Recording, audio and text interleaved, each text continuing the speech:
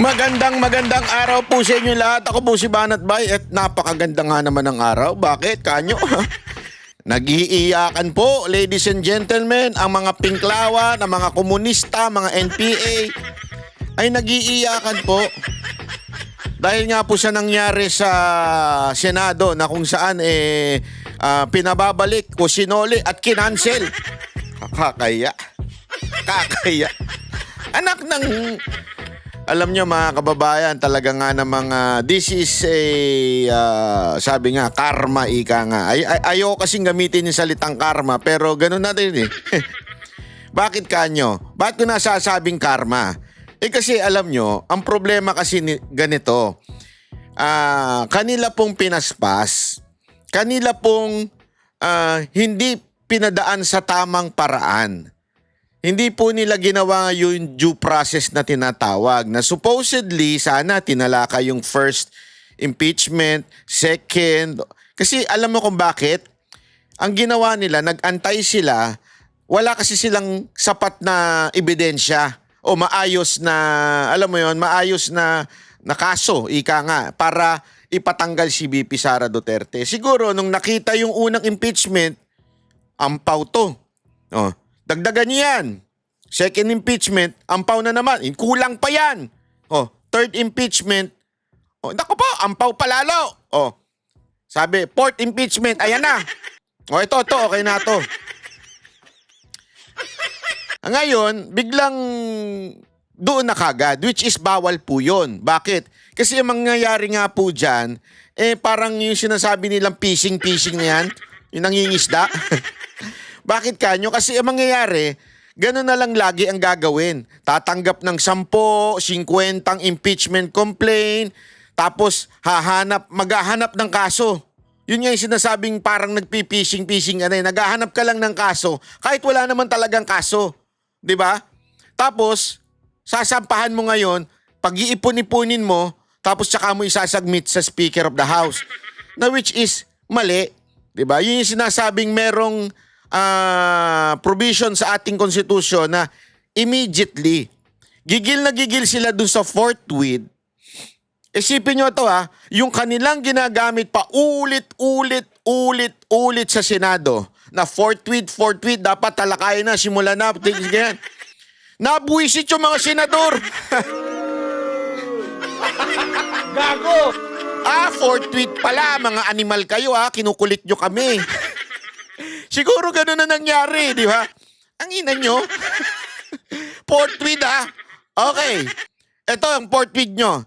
Di ba sabi sa konstitusyon, immediately, pag natanggap ng Secretary General ng Kamara, immediately papasa sa Speaker. Bakit inantay nyo hanggang fourth impeachment? O, di na forthwith sila. Gago! Kaya nga sabi ko sa inyo, karma. Ika nga, karma talaga yung nangyari. Bakit to kanyo? Talagang... yung mismong pinanga-atake ng Congress sa Senado para simulan yung impeachment, ay yun ang ibinalik ng Senado. O bakit kayo? Sa inyo nga, hindi nga forthwith ang ginamit immediately. Kahapon, pinaliwanag ko anong pinagkaiba ng forthwith at saka immediately. Ang immediately, ang mas strong emphasis na kailangan agad-agad. Hindi ito mag-aantay. Hindi pa pwedeng, sabi nga sa korte, in a legal term o sa pagdating sa mga kaso, pag sinabi ng judge, release that person immediately. Hindi pwedeng sabihin ng BJMP o ng mga pulis, sandali, pag-aaralan muna namin ito, aayusin muna namin yung dokumento. Sandali lang, sandali. Chotomate. Hindi pwedeng ganon. Immediately, pag sabi ng korte, ito ang order, pak, mababasa nila yan. Release the accused immediately. Oh, 'di ba? 'Yun yung release kagad. Oh, 'di ba? Hindi pa pwedeng mag-antayan. Inutos ng korte. Ganon yung nangyari doon sa Kamara. Sabi doon sa konstitusyon, immediately. So dapat pasok kagad. Oh, pasa mo kagad. Hindi pa pwedeng laruin mo muna yung bola. Ganon yun eh. Pag sinabi sa'yo ng coach, pasa mo agad pagtanggap mo ng bola. Ipasa mo agad. Hindi pa pwedeng, sandali, gusto ko munang mag-dribble dito. Di-dribble ko muna to. Tsaka ako ipapasa dun sa taga-tira. Hindi pwedeng ganun. Immediately nga eh, di ba? Oh. Yun yung sinasabi. Ano man yung forthwith? Yung forthwith nga, pag sinabi ng korte, we need produce the witness, forthwith the witness. Yeah? Pag sinabi na yon, di ba? Kailangan, ilabas mo kagad yung witness sa nauukol na time o sa walang delay pero yung nasa oras. Ibig sabihin po nun, halimbawa, magta-travel ka pa o di kaya kailangan mo ng mga court order na para puntahan yung isa, yung warrant, kailangan mong puntahan. Kailangan meron ka munang mga, kung mag-delay man, ay dahil meron kang sapat na dahilan. Di ba? Kung i-delay man, halimbawa, yung witness nasa ospital. Di ba? Pag sinabing forthwith, antay mo muna ma-release ng ospital kasi naghihingalo na. Hindi pa pwedeng iutos ng judge na, immediately, kahit mamamatay na yan, dalin mo dito yan. Hindi pwedeng gayon, di ba? So, ayun yung pinagkaiba nun. Bintang sila ng bintang na dapat forthwith, nayari tuloy sila. Yun yung sinasabi kong nakarma itong mga animal na to. Ngayon, dahil sa nakarma itong mga animal na ito, iyak ng iyak.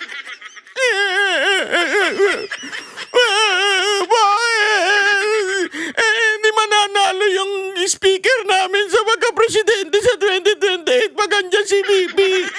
Hindi mananalo yun.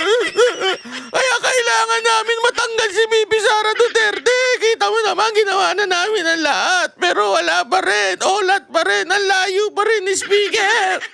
Mapapagalitan kami. Ganun na nangyari. Yeah? Atat na atat to mga to eh. Kaya ayan tuloy, napakarma kayo. Ito, panoorin natin itong mga iyakan itong mga to. Umiiyak kasi itong mga ito. Halimbawa ito. Ito si Now, with respect... Ay, sandali. Nabayaran nyo na ba yung utang ninyo forthwith? According to, BP Sara Duterte, hindi po ako nagsabi. Kasi according to BP Sara Duterte, may utang daw po kayo. Allegedly. Ayan allegedly. May utang daw kayo kay BP Sara Duterte. Nabayaran nyo na po ba? Ako'y nagtatanong laang. Kasi forthwith, yung forthwith o immediately? Ma'am, ang utang, binabayaran yan forthwith ha? Kung ma-delay man, dapat yung bagang, yan pala example, yung perfect example ng forthwith. Ma-delay man, merong reasonable na dahilan kung ma-delay man. Yung pagbayad ninyo. Again, that is just an alleged na sinabi ni BP Sara Duterte, may utang daw kayo. So, sana, forthwith, mabayaran na ninyo. Kung totoo yung sinasabi ni BP Sara Duterte, ha? To the action of the Senate last night, the impeachment court. Ano ni Dilima ito? Para sila magsalita. Duterte. Impeachment court. Uso ba yan? Hindi, ako nagtatanong lang Mas ano ba yun? Mas maganda ba yung pag-i-English pag gano'n magsalita? Is it better if I speak that way? Requiring us to issue a certification about the compliance with the Constitution with respect to the filing of the impeachment complaint. As well as the second order, and that is for the 20th Congress to confirm whether we will pursue this impeachment complaint. Medyo ang prosecution panel po ay nalalabuan dito sa naging order ng impeachment court kagabi. Kasalanan nyo na yun. Kung hindi kayo makaintindi. Hindi, totoo naman kasalanan na nila yun kung hindi nyo maintindihan. Ang taong bayan, naiintindihan. Ang linaw-linaw kasi. ang linaw-linaw, in every trial, inaayos yung mga pinapasa sa judge. Alam nyo kasi nakasabi ko nga sa inyo, naka-attend na ako ng mga hearing eh. Ang mga arraignment. Talagang kailangan bawat exhibit, yung alam mo yun, yung mga ebidensya, ayan, isusumite, ang tagal, grabe. Eh, babira ba naman, napakarami ba naman eh. Talagang iisa-isay niya, no, pati lahat, as in lahat ng ng mga issue, 'di ba? Iisa-isay niya ng ng abogado. 'Yun po yung siste diyan. Sisiguraduhin muna ng court na lahat ba tama ang ganito. Pag hindi, pababalik sa iyan. Ibalik sa sandali. Mayroong kalokohan, halimbawa lang, hindi naman nangyari sa akin ito. Halimbawa lang, may kalokohan tong piskal. Ito, bla bla bla, ganito. Solid niyo yan. Pag-aralan niyo yan. Ginagago niyo kami. Parang ganon. Diba? This is a layman. Siyempre, di gumagamit yung mga judge ng ganon. Para sinasabi, balik niya yan kasi tarantado itong judge na ito. Masyadong pinaspas. Ginago yung demanda nitong taon to. Ngayon, ibabalik. Hindi ibig sabihin dinismiss yun. Kasi kung dinismiss yun, hindi mo na pwede uli isampa yun. Kasi merong double jeopardy. So, hindi yun dinismiss. Ang tawag doon, ibinalik lang, pinapaklaro lang doon sa piskal na nagpasa. Ganon ang ginawa ng Senado. Bilang korte, bilang mga judge, sabi nila, sandali, may sabit itong part na ito Paano magiging quote-unquote constitutional o legal itong impeachment na ito kung mali yung pagkapasa. Mali yung prosesong dinaanan. Paano magiging legal itong impeachment complaint na ito? Yun ang sinasabi ngayon. Kaya ngayon, linawin ninyo sa amin. Although yung isa, dalawa yung reason kung bakit ibinalik. Yung isa, huwag na natin pansinin kasi siyempre, sasabihin naman nila, interesado sila eh. So we resolve to seek the clarification of the impeachment court. With respect to the first order about the certification pertaining to our compliance with the Constitution in filing the impeachment complaint, we maintain our position. Sumunod po kami fully and strictly to the requirements of the Constitution. We did not violate the one-year prohibition rule. With respect to the second order, it is impossible to be complied with because, first of all, 20th Congress doesn't exist yet. Tayo po ay nasa ika-11 na kongreso pa lamang. Mag-a-adjourn pa po, and we will be looking forward na mag-convene naman ang pa-20 Kongreso ng Pilipinas. That will be on July 28, simultaneous with the SONA. I wish to add, nakatanggap po tayo ng liham, or should I say, nakakita ng liham from the social media that the anticipated presentation of the articles of impeachment is canceled. Ang sabi po ng ating presiding officer ng impeachment court, the referral of the verified complaint to the impeachment court mooted already the presentation and the reading of the articles. This will be part of the clarification that we will be seeking from the impeachment court, sapagkat batid po natin na itong presentation ng articles ay bahagi ng Senate Rules on Impeachment, and we seek the guidance, we seek the enlightenment of the impeachment court so we can properly comply to the order that they issued last night. Finally, we wish to take advantage of this opportunity upang pasalamatan po ang taong bayan. Sa lahat po ng sumusuporta sa prosecution panel, Sa House of Representatives, we had a mass this morning attended by different civil society groups. Ayun na naman yung civil society nila. May mga religious leaders. Ayan na naman sila. And even victims Nakulong of EJK. Pati EJK. Maraming Ayok. salamat po. Rest Ayop assured, talaga. ang House of Representatives, ang prosecution panel, naninindigan po. Tuloy ang laban para sa katotohanan, hustisya, at pananagutan. Maraming salamat.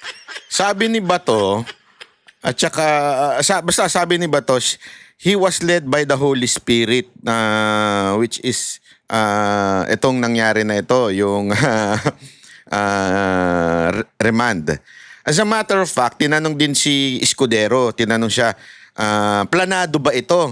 Kasi ang nangyari, talagang somehow it was a movement of a mysterious hand. Yeah, parang ganon. To the people who do not believe in the Almighty. Pero kay Bato nga, it was the Holy Spirit who guided him. At the same time, ganon din kay Cayetano. Diba? As a matter of fact, ang ganda nga ng pagkasabi niya doon sa Jeremiah, yung kanyang quotation For I have plans for you, not to harm you, diba? Pero at the same time, sinabi niya, there is also a plan ang mga demonyo. So ang tanong, mga kababayan, ito ang matinding tanong dyan. Ito hubang nangyari na ito ay totoong galaw ng Diyos kasi hindi ito planado eh. Ang plano talaga is to push for the dismissal. Yun talaga ang plano. Alam naman natin kung sino, Duterte Black, diba? Yun ang plano nila, dismiss na yan. Kasi that's illegal, that's blah blah blah, i-dismiss na yan. Oh. Pero again, through the wisdom of the Senator Cayetano, through the guidance of the Holy Spirit, siya po daw ay niremand na lang para at least talagang magkaisa ang mga senador. And lo and behold, 18 ang nagsabing, oo tama, ibalik doon, magpaliwanag sila. So ginaid sila ng Holy Spirit. Nagtataka ako, sino kayang espiritu? Kaninong espiritu yung sinasabi mo? Luistro. Hindi, baka kasi, sabi nga ni Cayetano, may plano ang Diyos, pero may plano rin ng demonyo. Kaninong espiritu yan? Yang espiritu ba na yan, nagdidikta sa atin na mangutang tayo? Hindi kasi may mga ganun Kaya wag natin tong paglaruan. Parang ang dating, ngayon pupunta kayo ngayon sa simbahan, papabasbasan ninyo. Hindi nyo alam mo ang dami nyong arte. Sa totoo lang. Para kayong mga masyado kayo sa optics na kami ang makasanto, kami ang mga banal. Porket kasalanan ni Bato to Bato, kasalanan mo to Sa totoo lang, pahuli sa Holy Spirit ka. Ngayon, ayaw nilang patalo. Pumunta sila, meron ba silang inalay sa worship hall ng Senado, ay ng Kongreso. Agoy, agoy, agoy, agoy, agoy. Hindi talaga papatalo to sa mga drama no? Hindi ko naman sinasabing drama yung kay Bato. Pero ito, kitang-kita niyo yung drama. Anak ng weteng, oo. Ma'am, kesa sa pumunta kayo sa simbahan, sagutin nyo na lang.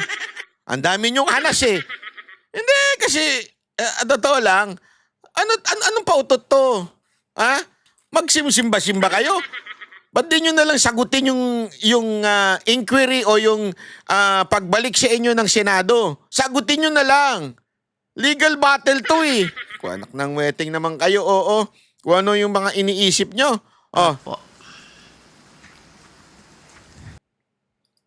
I think it's very good that there is going to be some kind of continuing dialogue between the Senate and its impeachment court as well as the House of Representatives. But as I have said, it is very important that both the 19th Congress and the 20th Congress participate in this dialogue. And as it has been pointed out, the 20th Congress has not yet come into being. And therefore, the referral of the case back to the lower house must include the concept of waiting for the 20th Congress. Wow. Ano naman natin to? Ito naman, itong si Ang yan. pag-demand ng Senado ng Articles of Impeachment sa House of Representatives ay isang pag-aabandona ng ating saligang batas. Malinaw na malinaw. Kasi mga kababayan, papakita ko sa inyo yung sulat ni ni Senate President na sinasabi dito na cancel na.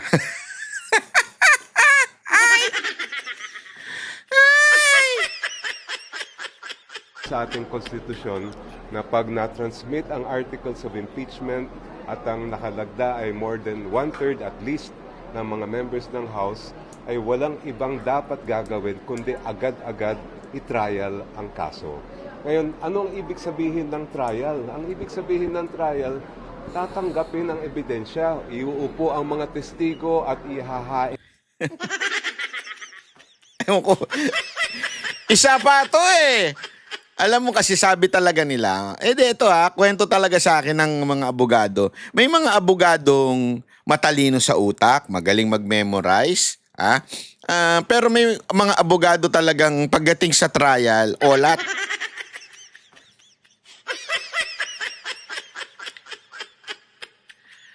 Sa korte, hindi lamang po presentation of evidence yung sinasabi nito. Pwede yung i-dismiss ng judge ang isang kaso. Parte yon nung quote-unquote trial. Although hindi nga na-dismiss eh. Pero yung sinasabi nitong kailangan presentation of evidence, pwede yung mag-utos ang korte at sabihin niya, sandali, ano nyo nga muna ito, ayusin nyo to. Mali ito eh. Pwede po yun. At ito po ay parte ng trial. Ulitin ko, parte po yan ng trial. So, hindi mali po yung sinasabi nitong mamang ito. Pasensya na po, sir, ha? Ang mga exhibits, yon ang utos ng konstitusyon. Ang konstitusyon ay hindi lang po papel yan. Utos ng bayan po yan. Hindi lang pwedeng basta't-basta't ibasura o ibaliwala. Kaya kami talagang nababahala. Kaya nga, ako ito hindi ko maintindihan ng mga to. Ang daming dakdak sa media. Talagang ang hilig nila sa media. Alam mo, simple lang eh. Sabi mo, konstitusyon. Okay? Nagdesisyon ang Senate. Tandaan ninyo, meron tayo yung presumption of regularity. Hindi, may ganon. Any decision made, halimbawa ng Senado as the court, may presumption tayo na okay yan, tama yan. Sino magsasabi ngayon na hindi tama yan? Supreme Court. Kaya nga sinasabi ni Chis Escudero, ito yung ginawa, pinagdesisyon ng Senado, if you have a problem, run to the Supreme Court and ask the Supreme Court to tell us na mali ang ginawa ninyo. Kesa sa dumakdak kayo, magsimba-simba kayo dyan, alam mo, I'm not against simba-simba. But always remember to be able to have faith. You have to step forward. You understand? Faith without works is dead. Kaya nga 'di ba si Pedro nung tinawag siya, hindi pa pwedeng just call me. Makakalakad ka diyan sa tubig. Hindi, kailangan itapak ni Pedro yung paa niya. That's the work. Kailangan niyang iapak para pag-apak niya, doon malalaman kung talagang bang may faith siya o wala. Kay Abraham din, ganun din po. 'Di ba? Bakit hiningi? Isipin niyo to Bakit hiningi yung anak? Hindi pwedeng basta maniwala ka lang. Okay? Hindi pwede po yun. This is not an issue of salvation, ha? Wala tayong sa usapang salvation dito. Sandali lang. Baka mamaya may mga hihirit na mga doktrina dyan. Hindi ho salvation ang pinag-usapan natin dito. Ang pinag-uusapan natin, para yung kanyang faith, dapat po may works. At ang sinasabi nga natin dito, wag naman puro dasal. Pumunta kayo sa Supreme Court, may reklamo kayo, sagutin ninyo yung tanong ng Senado, hindi yung puro gayaan, puro kayo drama. Oh, kasi nga po, mga kababayan, mas gusto nila yung pamidya. Dahil ang purpose naman nila, yung propaganda, hindi naman talaga reality, yung truth eh. Sana ginawa ng Senado. May sinasabi na kailangan para i-certify ng House kung may na-violate ng Constitution. Bakit kailangan pang i-certify? Mismo yung pagbigay ng articles of impeachment, yun na nga ang certification ng House na ito ang aming gustong i-file at sa aming paniwala ay matibay ang ebidensya para isuporta ito. Tingin niyo ba yung Senate parang umaakit na upper court compared to the House which is supposed to be fully full? Well, unang-una meron pang isang issue dyan. Pwede ba mag-file ng motion ang isang judge? Ang hindi umuupo ang Senado ang Senate bilang lawmaking body. Sila ay umuupo bilang mga senator judge. Ang dapat mag-file ng mga motion ay yung mga parties. Pero wala pa nga yung mga parties doon eh. Kung manggaling halimbawa sa defense ang motion na ganyan, dapat didinggin nila. Pero bakit galing sa member ng court? Wala rin sa rules po yon na inaprubahan nila. So ano po ang repercussion po ng ganoong senator judge na umaakto as defense? Well, ang repercussion yan ay pwede bang gawin yon? At dapat ba inaksyon yung ganun klaseng motion? Kung minsan siguro ang nasa isip ng ibang mga senador ay last lawmaker pa sila, pero kailangan natin silang i-remind na senator judge po sila, nanumpa sila bilang senator judge. Sa tingin nyo, patay na yung impeachment? Sorry? Sa tingin nyo po ba patay na yung impeachment? Hindi pa naman. Mismo sinabi naman ni SP Cheese na sabi niya gano'n, hindi naman daw na-dismiss ang kaso. At talagang ipaglalaban natin yan na ituloy ang Uy, punta na kayo sa Supreme Court, wag na dyan. Pamidya kayo ng pamidya eh. Ang bira kayo. Oh, anyway, eto linawin po natin yung sinasabi natin ditong cancel. Ayan kasi may sulat dito eh. Yang cancel po na yan ay yung cancel yung June 11. Kasi dapat merong parang hearing na sisimulan na sa June 11.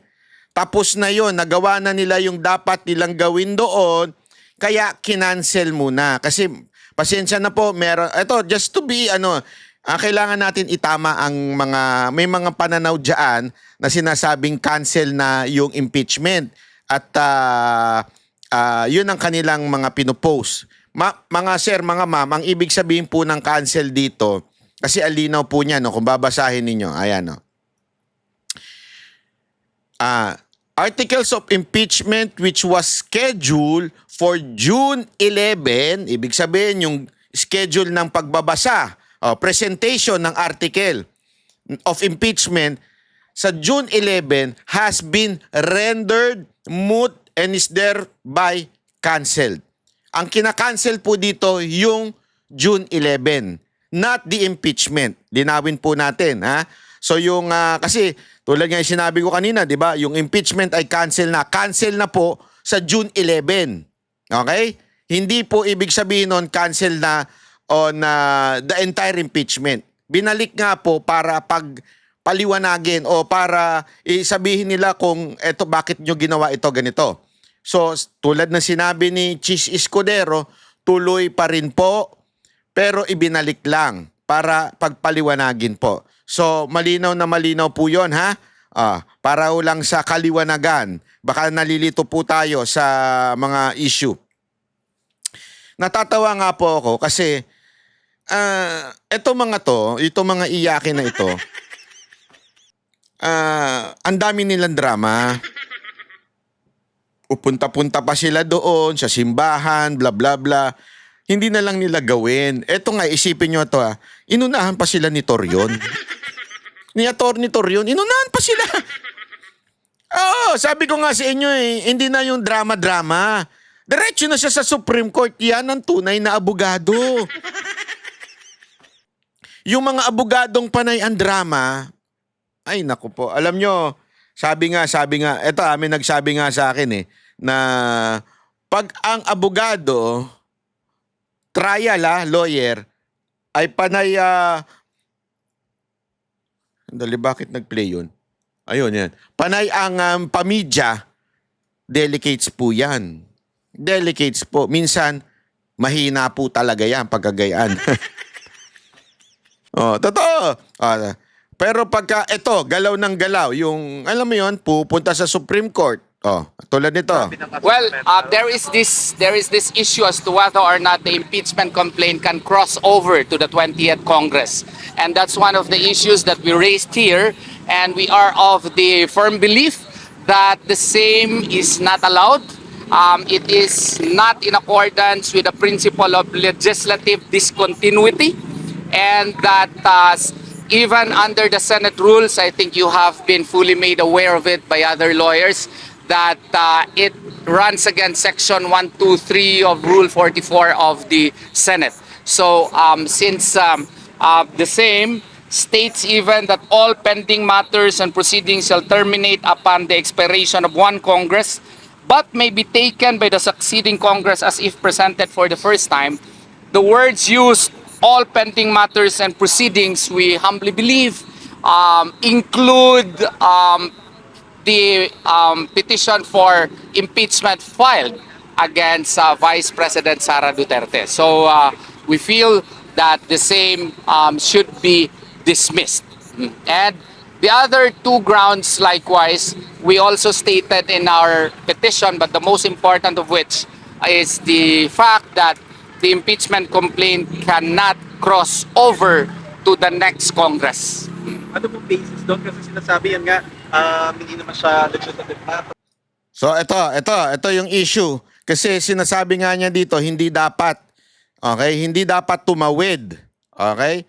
So, hindi dapat tumawid ang impeachment kasi nga matatapos na. Ito ngayon ng paulit-ulit na tanong ng mga media at pati ng mga pinklawan. Sa bill, iba po yung impeachment daw.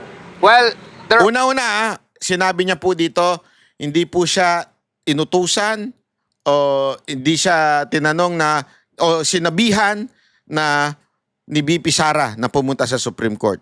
Ito'y kanyang sariling effort lamang. own rules state that all pending matters and proceedings, and an impeachment case is a proceeding. So therefore, where the law does not distinguish, we should not distinguish. It is a basic rule in statutory construction that if the law does not distinguish, it should not distinguish. And besides, Ayan, nakita niyo yon? Ang ganda ng pagkasabi niya doon. Pag hindi sinabi ng batas, hindi mo pwedeng i-assume. Nagagets ninyo na yun ang sinabi ng batas. Parang ganon. Di ba? Ulitin natin yung part na yun, ha? impeachment case is a proceeding.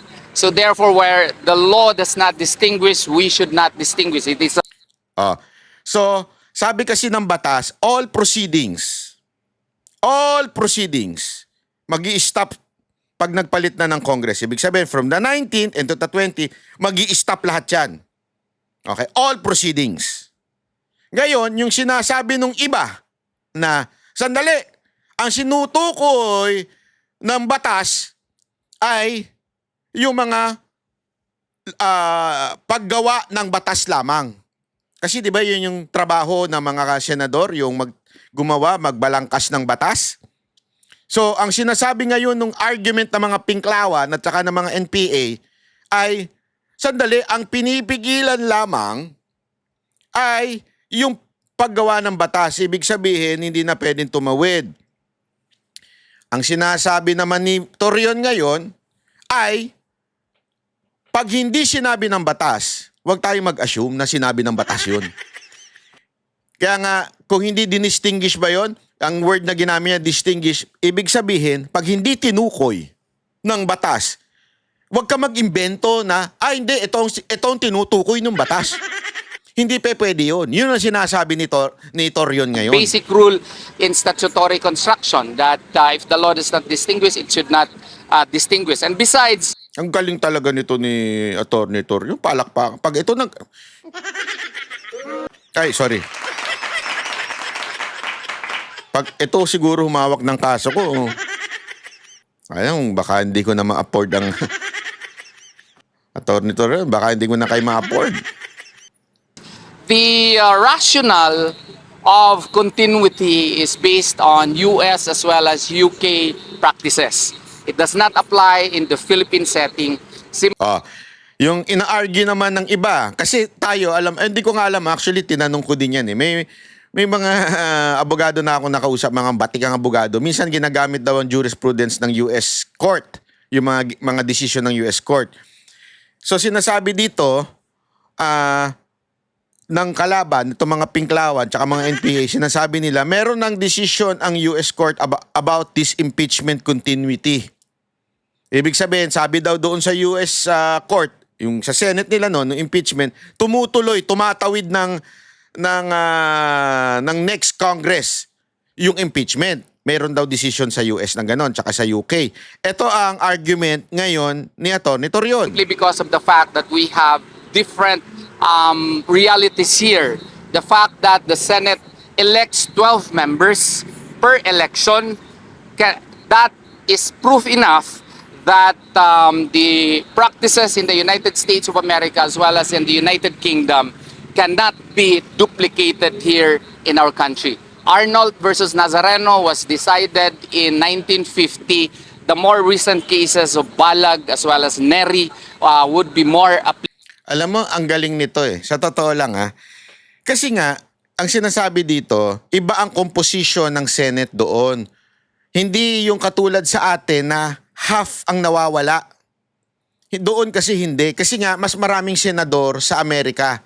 Kasi alam ko, correct me if I'm wrong, pero ang alam ko talaga, per state may senator sila. So sa dami ng state, napakarami ng senator.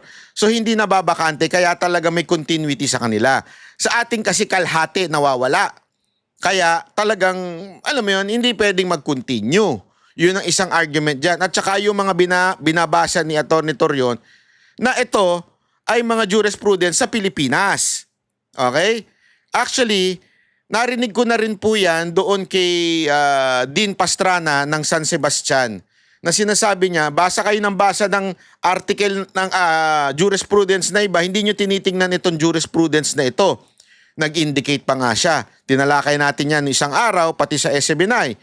So, alam mo kasi, ang problema dun sa mga NPA tsaka sa mga Pinklawan, pili lang kasi yung kanilang argumento. At talagang atat sila na ma-impeach si BP Sara Duterte. Alam natin bias.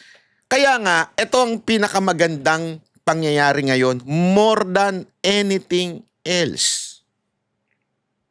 Yung pagpunta ni Atty. Torion sa Supreme Court. Napakaganda nito. Kasi kanya-kanyang argument eh. May argument itong Senado, merong argument itong Kamara, may argument ang Duterte supporter, may argument ang mga anti-Duterte. To once and for all, settle the argument. Let the Supreme Court say kung ano talaga ang dapat gawin dito. Although, ang sinasabi nga ni Atty. Torion dito, it is for the, i-pause muna. Ang talagang, ang gusto niya mangyari dito ay to pause everything until yung issue ay maayos o masorted. Ano yung na yon, yung issue na yon? Yun ngang skip important legal steps like verification and due process. At yung potentially invalid since it's ignored earlier complaints and rules. So until maayos yung mga yon, ang hinihingi ni Atty. Torion ay i-pause muna. I-pause muna yung impeachment sa Senate. Klaruhin muna ngayon ng Kamara. Yan din ang ginawa ng Senado. Sabi ng Senado, sandali, eto muna, sagutin nyo muna ito. Ayan ang nangyayari ngayon. Applicable in our case And the Supreme Court there clearly emphasized that the all proceedings are of a present Congress are terminated after its expiration of its term. And since its term expires on June 30, its authority and jurisdiction cannot be extended to the next Congress. Besides, common sense would tell us, how can you impose your proceedings to the next Congress? Can you impose upon the next Congress your proceedings? Of course not. You give a fresh authority, you give fresh discretion to the new senators. You could not, as an old senator, you cannot impose upon the new senators, hey, we have taken up all of these matters in our old Congress and you are mandated to take up the matters that we were able to take up. You could. Yan yung sinasabi rin ni si Escudero. Kaya alam nyo, tama talaga eh. Tama yung ginagawa ngayon. At magdidesisyon yan ay yung 20th Congress na kung tama ba na ipasa. Yung parang ganito yan eh. Sa eskwelahan, halimbawa, grade 7 ka. Kasi pasensya na, medyo wala ako nung KKK eh. Grade 7 ako, nag-grade 7 ako, tapos first year high school. So may project ka nung grade 7. Iba teacher mo dun sa no limit anghere na subject mo. Ay, wala pala tayong subject na ganun. College pala ako nun. O, halimbawa lang, may subject ka na aralin, history, yan. At may project ka tungkol kay Jose Rizal. Di after nun, hindi mo natapos, hindi pwedeng sabihin nung, hindi pwedeng obligahin nung teacher mo nung grade 7, yung teacher mo doon sa first year high school at sabihin, pwede ba patapos mo ito? Kasi gusto ko matapos niya ito eh. Hindi pwede. Kasi may sarili hong pag-iisip yung teacher na yon. So, siya yung sa high school teacher mo. So, kung gusto niya, pwede naman. Pero yung respetuhin dapat yun. Yun nga yung sinasabi dito. Hindi pwedeng from the 19th Congress, ipapasa. Kasi unang-una may batas eh. May batas na hindi pwede. Ina-assume lang nito mga pinklawan at mga NPA na hindi kasama itong impeachment dun sa batas. Yun lang eh. Yeah? Pero sabi nga yung argumento nga ni Atty. Torion, hindi pwedeng gayon. Not do that. Common delicadeza, common good Wala silang ganun, sir. behavior prevents you from doing that. Yes. Duty daw po ng Senate itakal ang impeachment trial, whether it's the 19th Congress or the 20th. Well, I respectfully does not agree with the opinion. The duty of Congress or the duty of the Senate is to entertain an impeachment complaint, yes, but that impeachment complaint should follow the constitutional strictures mandated under the 1987 Constitution, the requirement of verification, the requirement of compliance with due process. All of such should be carefully followed by the House of Representatives. That's why we were in agreement to the decision of the Senate to remand the case to the House of Representatives in order for them to certify whether or not the constitutional requirements of verification, the constitutional requirement of due process were duly complied with. This is akin to the requirement of certification of non-forum shopping, the verification requirement, which is required in all cases. If such applies in ordinary cases, with more importance that such should be applied in impeachment cases. Grabe, no? Alam mo, kasi yung problema talaga dito sa mga nagko-komento, hindi ko alam kung trial lawyer ba sila eh. Kung bakit hindi nila maunawaan yung mga napakasimpleng basic pagdating sa trial. 'Di ba? Tapos, ito na nga yung sinasabi. Yung tinatawag nating presumption of regularity. Ano ba ibig sabihin to? Babasahin ko sa inyo ha.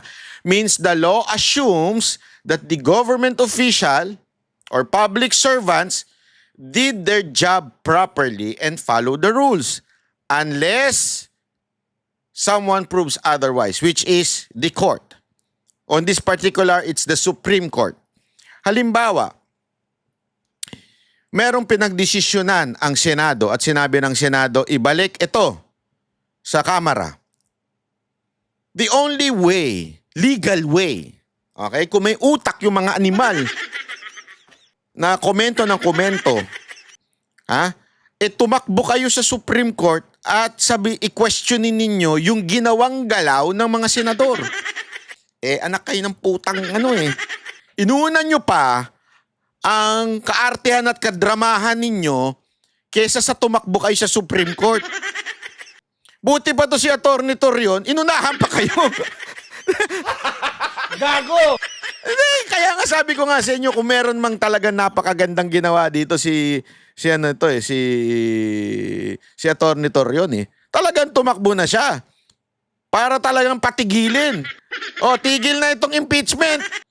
Kasi tandaan niyo hindi tumitigil yung impeachment sa pagsoli linawin natin yun Hindi tumitigil ang impeachment sa pagsoli sa Kamara. Pinagpapaliwanag lang sila. Hindi ko nga alam ba't puro drama itong mga animal na to.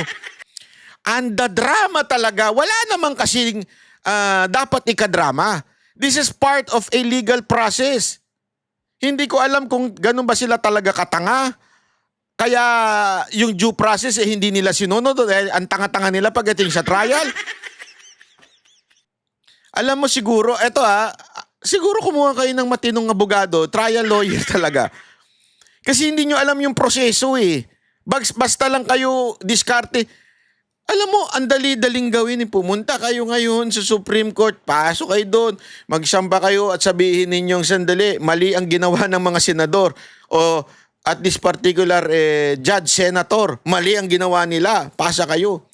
Ngayon, ang Supreme Court na magsasabing, oo nga, mali nga sila. Ay hindi, mali kayo. Supreme Court. Ito ang ginawa ni Torion. Palakpakan natin si Atty. Torion. Ay nako, ewan ko talagang sablay ho yung itong ginagawa po ng kalaban na pagdadrama. Drama kasi sila ng drama. Ito pa, dagdag natin. Ang ganda kasi nitong mga sinabi ni Chis Escudero Ganun. Good morning. Good morning.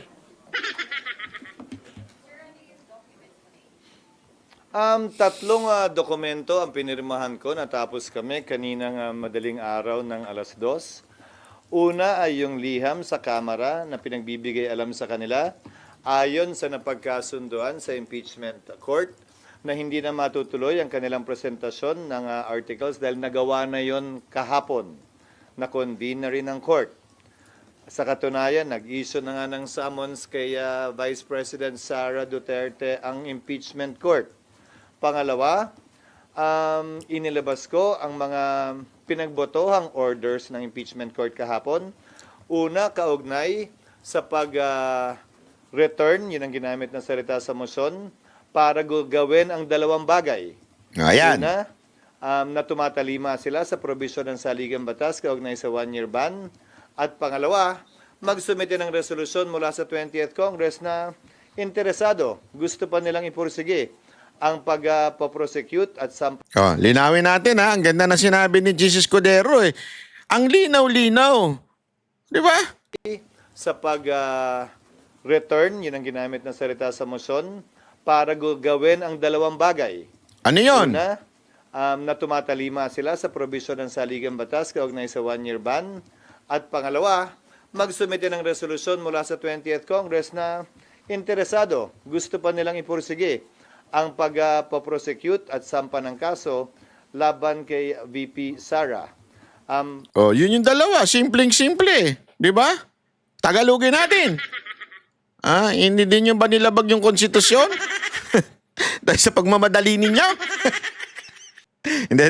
hindi ganun ang pagkasabi Mga ulol. O pangalawa, interesado pa ba ituloy ng 20th Congress ito? Actually, hindi ko alam kung anong strategy o anong bakit pa kailangan tanungin yon yung kung interesado bang ituloy ng 20th Congress. Although, tama rin naman kasi parang sa akin ang sinasabi ng Senado dito sa motion na to, na kailangan talaga mag-ending ang impeachment sa 19th Congress. The question is, itutuloy ba ng Kamara yung pagsampa ng impeachment o yung parang trabaho ng mga prosecutor? Yung Kamara kasi ng prosecutor ngayon eh. Yung trabaho nila na si VP Sara Duterte. At syempre, dahil nga yung Senado rin, yung paulit-ulit niya sasabihin dito mamaya, yung 20th Congress, kailangan sila na magdi-decide kung itutuloy nila o hindi. So para talagang ini-emphasize noong motion na yon na talagang magi-stop yung impeachment after the 19th Congress. So the 20th Congress should decide, not them.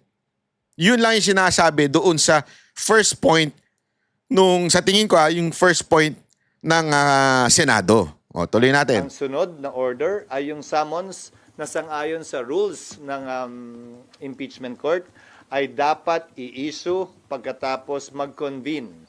Lahat yon ginawa at sinagawa namin kahapon. Pero siyempre, kailangan nun ng kaakibat ng mga written orders din. Yun yung hawak nyo ngayon. Sir, anong masasabi dito sa mga nagsasabing in limbo na daw yung impeachment, unconstitutional, baseless, illegal, ang mga ginawa ninyo kagabi? Karapatan ni Numan ang magpahayag ng kanilang opinion. Ginagalang ko yon. Subalit tulad ng sinabi ko sa aking talumpati nung nagdaang Lunes, Korte Suprema lamang ang pwede magsabi kung ano ang legal at hindi. Eh bakit ayaw nilang tumakbo doon? Hindi ko talaga alam. Kung ano ang constitutional at hindi.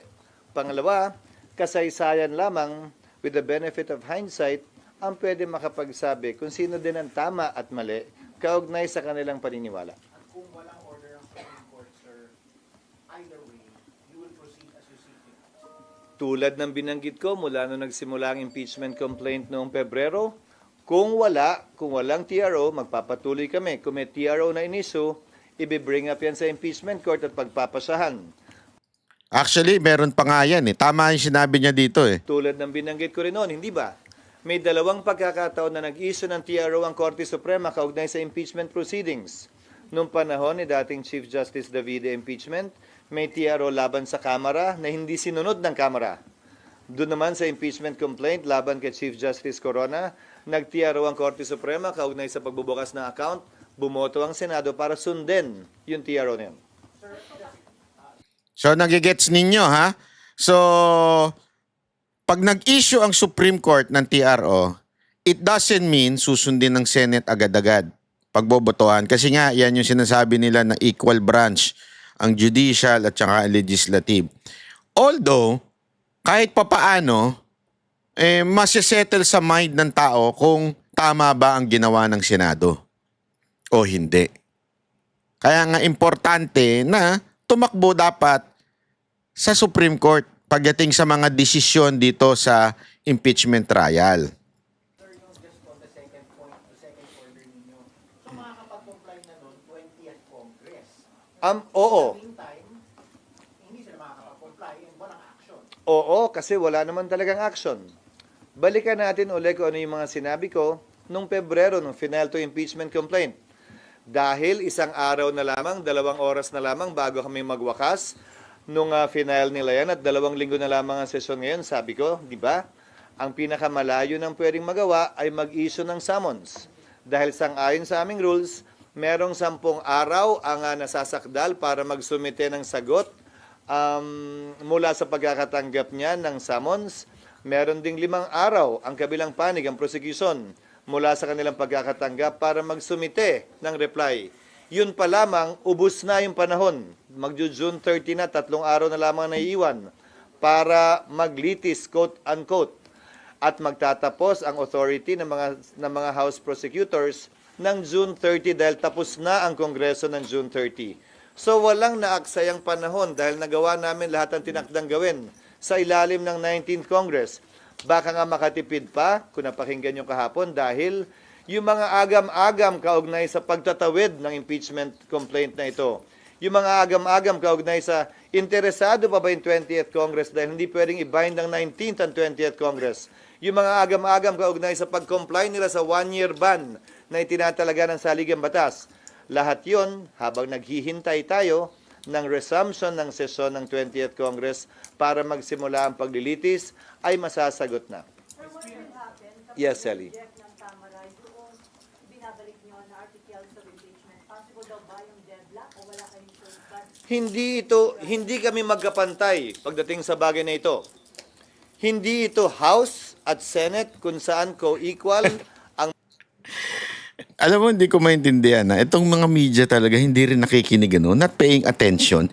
Ito na yung diniscuss kahapon eh. Yan yung tinatanong ni, I think it was, as far as I remember, si Grace po ang nagtanong nito eh. Paulit-ulit na lang yung tanong, ano? Hindi, ako nagtataka ko, kayo media, tanga ba talaga kayo? O makulit lang kayo? O gusto nyo lang magkamali yung tinatanong nyo? Hindi, ako nagtatanong lang. Kasi siguro kahit kayo alam nyo nasagot eh, di ba? Kung paano kung hindi sumunod yung Congress, magkakaroon ba ng deadlock? Ano sagot doon? Hindi pwedeng hindi sumagot ang Congress. Kasi kami dito, judge. Sila prosecutor. They have to answer. Hindi ito Senado at Congress. Naging korte na kami. So bilang judge, hindi pa pwedeng sumagot, hindi pwedeng hindi sumagot yung Congress. Kailangan nila sumagot. Kung hindi sila sasagot, paano namin tatalakayin yan? Ang hina. Ewan ko. mga ahensyang yan. Sa parte ng impeachment, korte ang Senado, prosecutor ang Kamara. Wala sa lugar para sa akin ang Kamara na hindi sumunod sa ipinag-uutos ng impeachment court.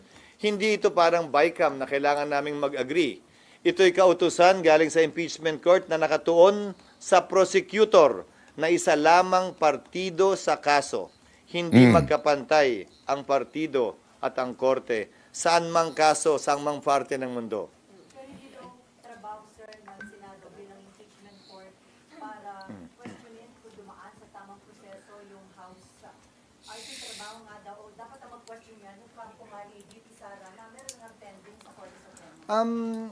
May nakalagay ba sa rules na pwede kong pagbawalan at bigyan ng listahan ang mga miyembro ng korte? Ito lang ang pwede niyong tanungin at sabihin? Ito lang ang pwede niyong banggitin? Bawat impeachment judge may kalayaan magsalita at magsabi kung anong ninanais nila. Hindi para sa akin o kanino man ipagbawal ang lalabas at sasambitin ng kanilang mga bibig. Dapat buong galang nating tinatanggap at pinapahintulutan yon. Yan ang ibig sabihin ng pagiging isang deliberative body. So gusto nyo, dahil lamang Korte Suprema ang nagpapasa ng lahat ng bagay ng constitutionality, ni isang miyembro dito walang pwede mag-question ng constitutionality na anumang bagay? Siyempre pwede. Siyempre malaya naming pwedeng pagdebatihan yan. Siyempre kung may motion, dapat naming pagbotohan yan. Pero sa dulo, palagi ko ang sinasabi, kung may magsasampa ng kaso, Korte Suprema ang may final say kung sino nga ba ang tama o mali legally at naayon sa konstitusyon. Kahapon po nanumpa yung mga senador as senator judges. Apa. You swore to do impartial justice. Yung isa po ba po, po pwedeng siya mag-move na mag-dismiss ng kaso, hindi yung either party? May nakapaloob ba sa rules namin na bawal yun? I like that! I like that! I like that!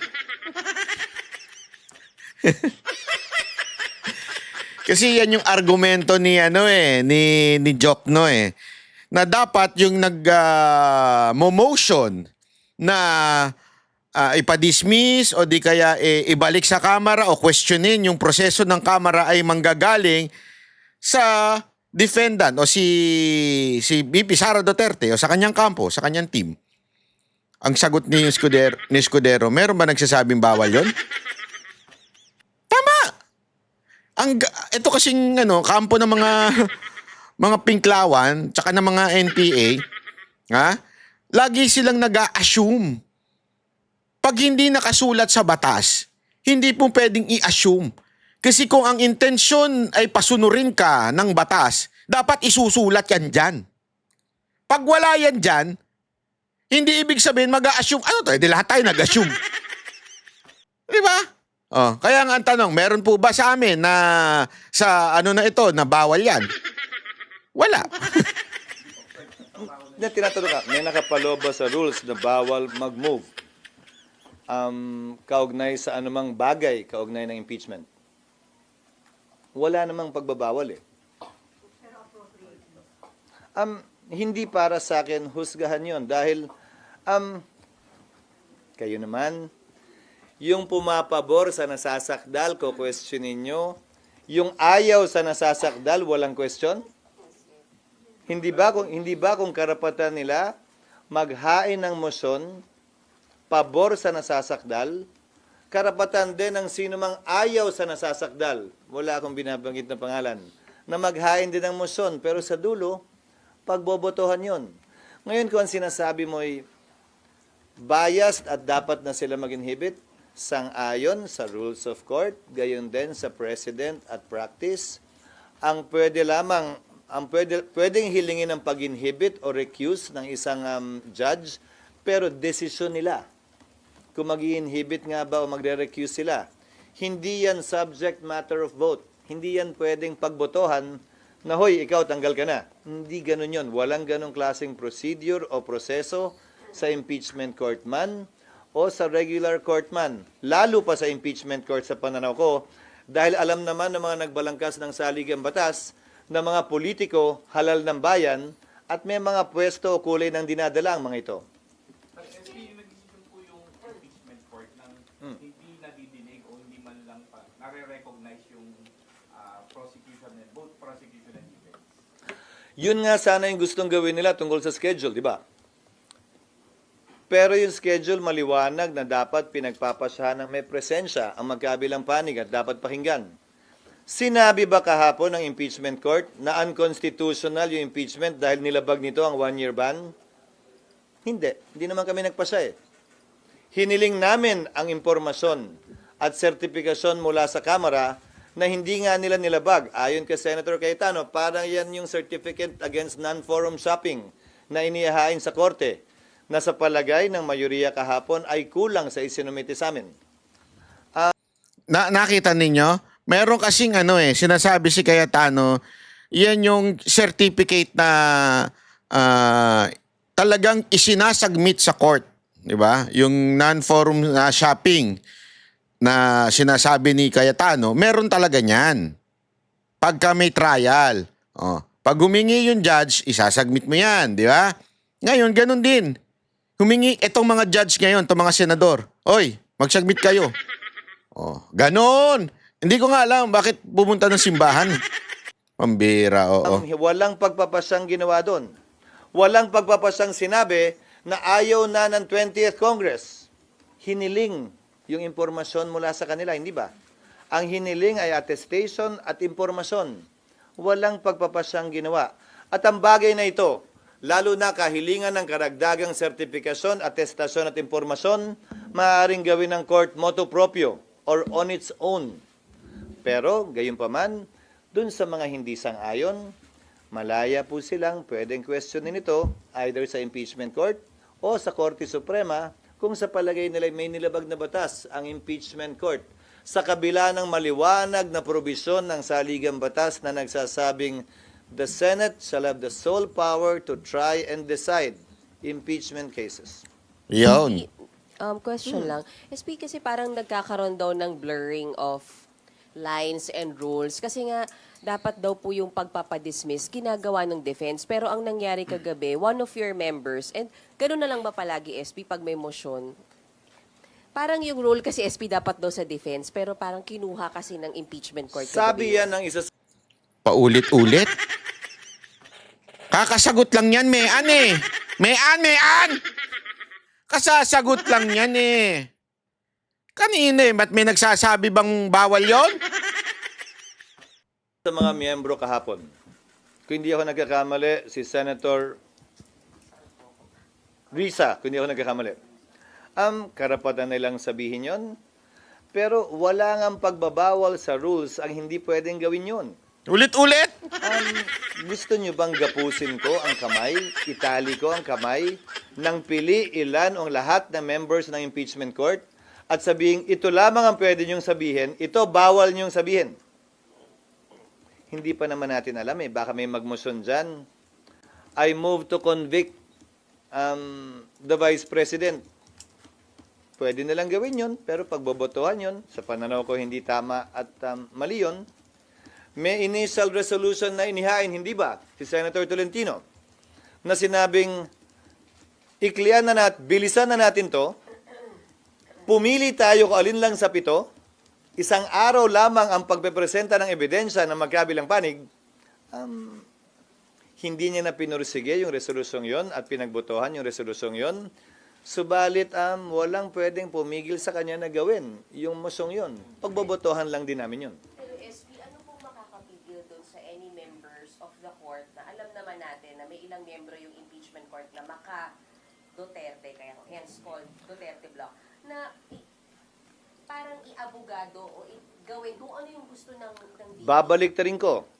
Meron din namang miyembro na ayaw kay Vice President Duterte. Pantay lang naman Meron ding miyembro na gustong-gusto, gigil na gigil dito sa impeachment. Ngayon man o sa darating na Kongreso. Ayon mismo sa mga pahayag nila sa social media accounts nila. Pinili ng... Alam mo ba't sila umiiyak? Kasi sa totoo lang, talo sila sa numero. Talo kayo sa eleksyon Iyak sila ng iyak. Tapos sabi nila, bakit bias yung mga mga senator, ganon. Hindi ba bias yung mga senador nyo? O yun sila Coco, sila Risa, bias din naman yung mga yun Si Binay, bias din naman yan si Gatchan yan. Tsaka si Grace po, bias din naman kasi kulang kayo sa numero. Kaya, iyak kayo ng iyak. That's the truth. Kulang sila sa numero anyway, hanggang dito na lang po muna tayo. At pag-usapan pa natin yung mga ibang susunod na mga issue dito sa impeachment. Pero at least nakita nyo na klaro. Hindi po kinancel, hindi po wala na. Ito po ay binalik lamang para sa clarificatory issues na kailangan nilang alam mo, yung gawin ng Kamara. Kaya lang, ang nakakagago dito sa Kamara, drama pa ng drama. Ang dami yung drama, ba't di na lang kayo tumakbo sa Supreme Court? Next time, sa korte kayo tumakbo, hindi sa pare. Takbo kayo ng takbo sa pare, ano nyo yung pare? Pare ba magdidesisyon yan? Ewan ko sa inyo. Anyway, maraming salamat po. Yan ang Banateros, boses ng ordinaryo Pilipino. Banateros ay walang